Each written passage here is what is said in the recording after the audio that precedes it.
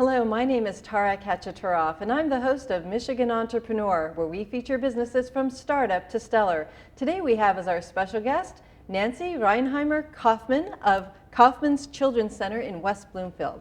Welcome to the show. Good morning.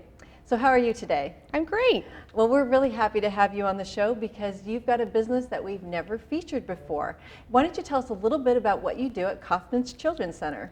Well, I'm a speech and language pathologist, and we see infants and children and adolescents who have difficulty speaking, maintaining intelligible speech, being able to understand spoken language, and use their bodies in an effective manner. So we have speech and occupational therapy. Now, Nancy, why don't you tell us a little bit about your background, which eventually led up to you starting this particular business? Well, when I was going to Michigan State University, I was trying to figure out what to do. And I did have a knack for music. And I was going to go into music therapy. But I got tonsillitis. And I was 18 years old, Michigan State, had to have my tonsils and adenoids out.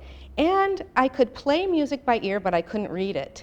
So it was very hard to be able to audition for the School of Music because I couldn't read music. So I decided to go with my talent and maybe go into a field that was similar, that I could use a good ear and melody and harmony. And what was it that even motivated you to go towards the therapy end of using your talents in that way, as opposed to maybe, you know, if you had gone the music route, going into music or teaching music? What was it that inspired you to apply what you were learning at school to eventually getting into the therapy aspect of it? I think I just really love children and a challenge. And I think that there were a lot of people that I met along the way that were speech and language pathologists who I admired, and they worked with children. And there were so many wonderful things that could happen for them because they have the rest of their lives in front of them. So when you graduated from college, and then what did you do after that? When you had your degrees, and like, what did you actually get your degrees in? Your final degrees? Communication disorders and sciences, and then you choose speech pathology or audiology. And I chose speech pathology. Went to Wayne State University Graduate School, and then my very first job was in a very large hospital setting. So I spent about 13 years there, where I really learned a lot. And then I decided that I think it was time to work for myself. And were you working with children when you were in the hospital environment at that time? Well, the interesting thing is that you have to do two internships. One is with adults or people that have acquired speech and language disorders, and the other was with children. And I was doing those two things simultaneously. So a lot of things that I was working with to help adults to learn to speak, I started to apply with children. And it was working very well. And so I just decided to specialize with children. Can you explain a little bit more about some of the work that you did with adults and helping them with the speaking? Like, what kinds of issues were you dealing with in the work that you were doing during the internship? Well, with adults, there is a population that have acquired apraxia of speech. And these are people that were normal speakers, and then because of an illness, accident, or injury, they lost their ability to talk. And is that what apraxia is? It is. It's a little different with children because children were born with this challenge in the ability to produce and combine consonants and vowels, to be able to produce words and combine them to speak in sentences. So with adults, there were many different techniques that were useful for them, such as using melody. There are many adults that lost their ability to speak, and it would be difficult for them to say a sentence, but they could often sing a sentence with clarity. That's interesting. And why is that? I think it just takes, I think the melody itself takes the pressure off the motor speech planning system. So melody is something that I've started to incorporate with children as well. So is it using different parts of your brain when is speaking different than singing when it's accessing your brain to do those functions? Singing seems to be more automatic, whereas talking is more a planned behavior. Oh, I see. Okay. So with children, we're also using other modalities to help them to speak, such as gestures and cues, to help them to know how to move their mouth. There's so many motor movements involved in talking. It's incredible.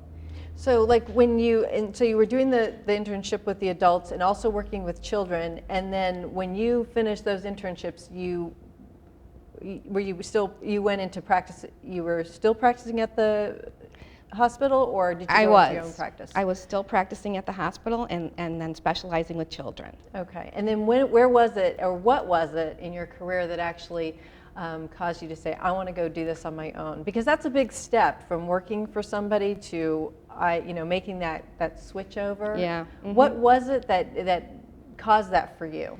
Well, actually, I think that I learned what I needed to learn, and I wanted to grow as a professional.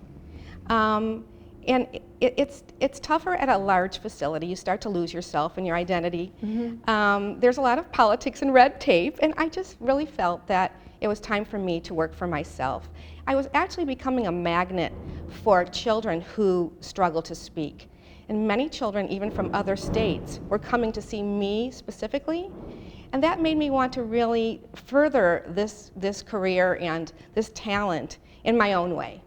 So did you go home one night and just say to your family, hey, I think I'm going to go do this now? Or how did you get to that point? Because there's that jumping off point and you don't know where you're jumping to next. Well, I think that they knew that I was on the path toward leaving the hospital that I was at and starting off on my own. And actually, I put up a shingle, as they say, in the West Bloomfield community.